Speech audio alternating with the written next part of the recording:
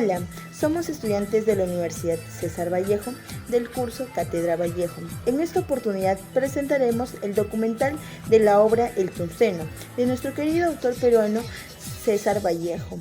Somos el grupo número 2 y los integrantes son los siguientes.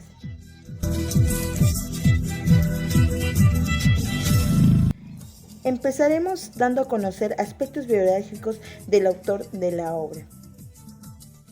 Iniciaremos el video dando a conocer parte de la vida del escritor César Abraham Vallejo Mendoza. Según el autor Julio Ortega, en su libro La escritura del devenir, César Abraham Vallejo Mendoza nació en Santiago de Chuco en el año 1892, un 16 de marzo. Sus padres, don Francisco de Paula Vallejo Benítez, era un hombre capaz de resolver conflictos que se suscitaban por los pobladores, además de ser el único sustento del hogar. Su madre, doña María de los Santos Mendoza Gurrionero, fue una mujer dedicada a su hogar, así como también a la crianza de sus hijos. Vallejo instruye sus estudios primarios en la Escuela Municipal y en el Centro Escolar número 271. Posteriormente, en el año 1905, tras culminar con laurel sus estudios primarios, se dirigió a la escuela de la ciudad de Huamachuco para continuar con sus estudios secundarios en el Colegio San Nicolás de Huamachuco hasta el año 1909, donde se caracterizó por ser un alumno aplicado, rimaba con gran facilidad y gustaba deliberar sobre temas filosóficos. Sus estudios universitarios los realiza en la Universidad Nacional de Trujillo, donde se apasiona por la Facultad de Filosofía y Letras. Asimismo se graduó en el año 1915 de bachiller con la tesis El romanticismo en la poesía castellana, proporcionando luces de lo que sería su inclinación poética años más tarde. En 1920 estuvo involucrado en un problema y fue llevado injustamente a la cárcel, donde permaneció 112 días preso. Tras una existencia llena de angustia en nuestro país, toma la decisión de partir al extranjero. Fue así como llegó a la ciudad de París, donde conoció a su esposa Georgette, quien residía en la edificación frente a la suya, que luego de ello se convertiría en uno de sus grandes pilares de su existencia. Vallejo murió a los 46 años de edad, un 15 de abril de 1938, para ser exacto, un Viernes Santos acompañado de lluvia en París. Origen de la obra. Según el autor Roberto Reyes, El Tungsteno es una obra que se desarrolla en el siglo XX, publicada en España en 1931 por la editorial Zenit. Es una novela proletaria. Aborda temas sociales y políticos. En esa época, Vallejo integró al Partido Comunista Español. En esa circunstancia es que surge la escritura del Tungsteno. Se dice que Vallejo escribió esta novela rápidamente, en 3 semanas, guiado por una motivación política y también porque era una forma de subsistir en España, donde se desempeñaba en la labor periodística y la publicación de libros. El nombre de esta obra fue inspirado en el mineral tungsteno, que se extraía de las minas de Quivilca para ser enviado a Estados Unidos para la elaboración de armas, porque se estaba preparando para la Primera Guerra Mundial. Su conocimiento respecto al medio minero y andino le sirve para relatar a los personajes y dramatizar los acontecimientos de la narración.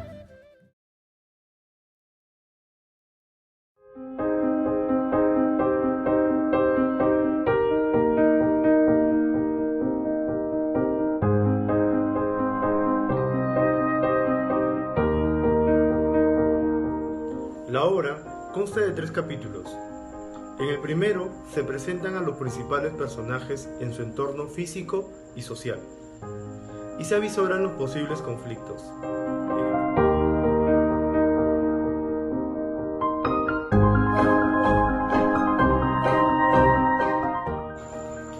En el segundo se desarrollan los enfrentamientos de clase y sus consecuencias de despojo, muerte y degradación de las condiciones humanas de los explotados. El tercero, muy breve, ofrece el desenlace de los procesos iniciados en las páginas anteriores y termina con un sugerido mensaje de redención social a través de una metáfora.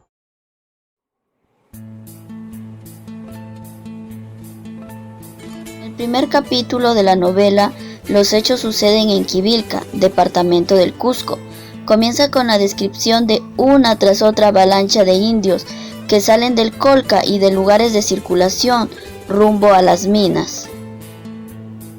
La apacible vida del pueblo se convirtió en una alterada y bulliciosa ciudad. La economía creció rápidamente, al igual que los movimientos mercantiles.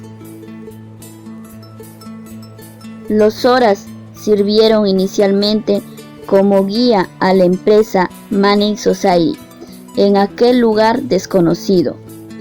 Los peones tuvieron grandes esfuerzos para adaptarse a la vida de un clima extremadamente frío y a la labor en las minas. Además, hubo muchas interrupciones de trabajo por falta de herramientas y no por hambre e intemperie de los trabajadores. Los obreros insultaban a los Soras diciéndoles indios brutos. Poco a poco los Soras fueron cediendo inocentemente todo lo que poseían.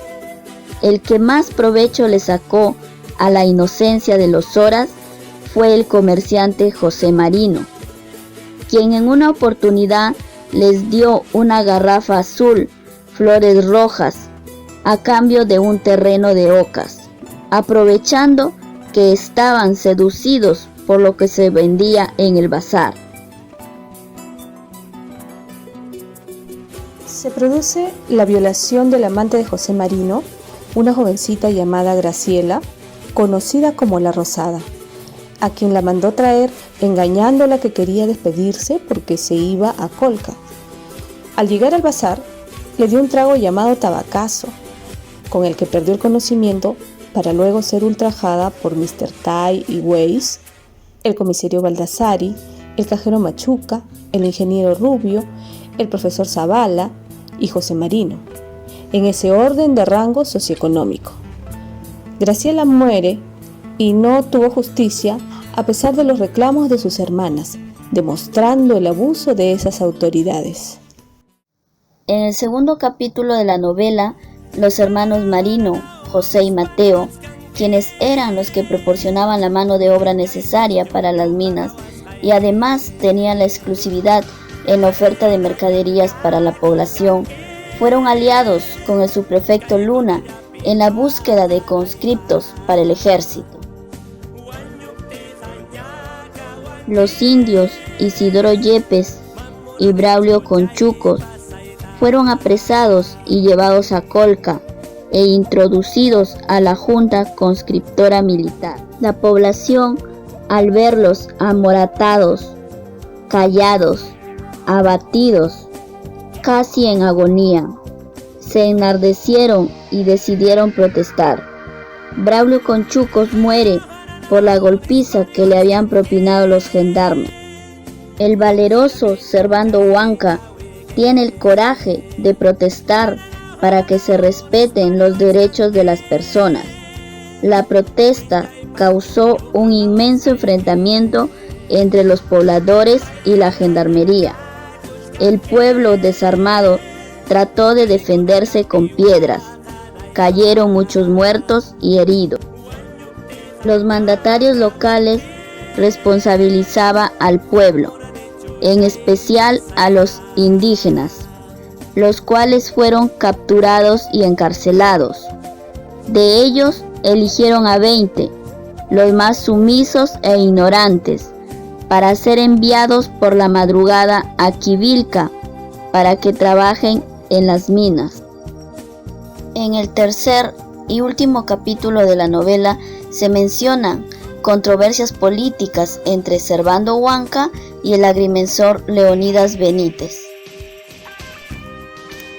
El herrero Huanca pronostica un conflicto global donde infames explotadores serán derrocados y los indígenas de muchos lugares serán liberados.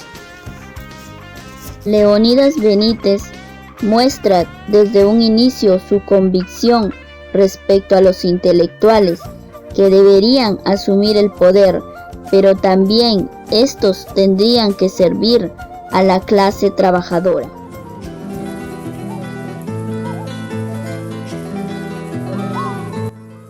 Según Iván Rodríguez, en el artículo El Tusteno, como novela antiimperialista, refiere que la obra El Tusteno está basada en la coyuntura social, política y económica que han generado situaciones que reclaman la igualdad, inclusión y justicia social. La problemática resalta temas como la lucha de clases, los intereses y poder de grupos, todo ello plasmado estéticamente en esta impactante obra proletaria. César Vallejo buscó transmitir el sentir del poblador de antaño, buscando concientizar a fin de minimizar los abusos causados por la discriminación social.